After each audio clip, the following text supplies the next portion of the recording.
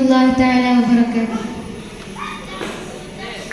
الحمد لله رب العالمين. اللهم صل على سيدنا محمد وعلى آل سيدنا محمد. أعوذ بالله من الشيطان الرجيم. بسم الله الرحمن الرحيم. يا أيها الذين آمنوا إنما الخمر والميسر والأنصاب والأزلام رجس من عمل الشيطان فاجتنبوه لعلكم تفلحون. صدق الله العلي العظيم. ബഹുമാന്യരായ ഈ പരിപാടിയുടെ അധ്യക്ഷൻ, പ്രിയപ്പെട്ട കൂട്ടുകാരെ, SSF സാഹിത്യോത്സവിന്റെ ഈ മഹത്തായ വേദിയിൽ ലഹരിയെ തുരത്താം എന്ന വിഷയത്തിൽ ചുരുക്കം ചില കാര്യങ്ങൾ നിങ്ങളുമായി ഞാൻ പങ്കുവെക്കട്ടെ. 2025 ജനുവരി 20 ഞാൻ രാവിലെ പത്രം എടുത്ത് നോക്കിയപ്പോൾ കണ്ട ഒരു വാർത്ത എന്നെ വല്ലാതെ വേദനിപ്പിച്ചു.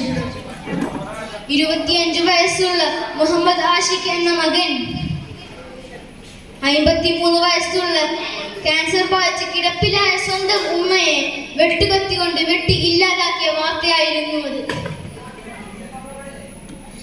ഉമ്മയെ ഇല്ലാതാക്കിയതിന് കാരണമായി അവൻ ലോകത്തോട് വിളിച്ചു പറഞ്ഞത്, എന്റെ ഉമ്മ എനിക്ക് ജന്മം നൽകിയതിന്റെ ശിക്ഷയാണത്. 2 വയസ്സിൽ ആഷിഖിന്റെ ഉപ്പ ഉമ്മയെയും ആഷിഖിനെയും ഉപേക്ഷിക്കുകയും തുടർന്നങ്ങോട്ട് വളരെ കഷ്ടപ്പെട്ടും പ്രയാസപ്പെട്ടും വളർത്തി അവനെ ഒരു ഓട്ടോമൊബൈൽ എഞ്ചിനീയർ ആക്കി. എന്നാൽ അവൻ ഒരു ലഹരിക്ക് അടിമയാണെന്ന് പിന്നീട് അറിയുകയും 5 ലക്ഷം രൂപ ചെലവഴിച്ച് അവനെ അതിൽ നിന്ന് മോചിപ്പിക്കാൻ ശ്രമിച്ചു. എന്നാൽ ഏക പ്രതീക്ഷയായിരുന്ന ആ മകൻ സബോധത്തിലേക്ക് മടങ്ങി വരാൻ പറ്റാത്ത വിധത്തിൽ ഒരു ലഹരിക്ക് അടിമപ്പെട്ടിരുന്നു. ഇവിടെയാണ് ആ ഖുർആന്റെ ആയത്ത് പ്രസക്തമാകുന്നത്. യാ അയ്യുഹല്ലദീന ആമനൂ ഇന്നമൽ ഖംറ വൽ മൈസിർ വൽ അൻസാബ് വൽ അസ്ലാം റിജ്സും മിൻ അമലി ശൈത്താൻ ഫജ്തനിബൂഹു ലഅല്ലകും തുഫ്ലിഹൂൻ. O believers, the intoxicants and gambling and idols and drawing are all, lot of decisions are all evil activities of shaitan. So shun them that you may be successful.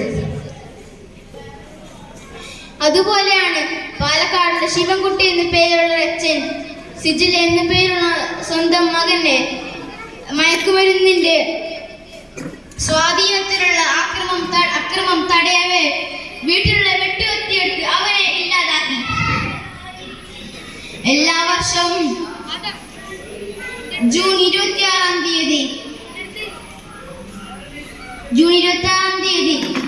അതിനം ആചരിക്കുന്നതിന് ലഹരിയെ തുരത്താൻ വേണ്ടി തന്നെയാണ്. ഈ വർഷത്തെ ലഹരി വിരുദ്ധ ദിനത്തിന്റെ പ്രമേയം ഇതാണ്. The evidence is clear. Invest in prevention. തെളിവ് വ്യക്തമാണ്, പ്രതിരോധത്തിൽ നിക്ഷേപിക്കുക. ഇങ്ങനെ നമുക്ക് എല്ലാവർക്കും ചേർന്ന് ലഹരിയെ തുരത്തി ലഹരിയുടെ ഇരുട്ടിൽ നിന്നും ജീവിതത്തിന്റെ വെളിച്ചത്തിലേക്ക് മാറ്റിമറിക്കാം എന്ന ശുഭാപ്തി വിശ്വാസത്തോടെ ഞാൻ ചുരുക്കട്ടെ. അസ്സലാമു അലൈക്കും വറഹ്മത്തുള്ളാഹി തആല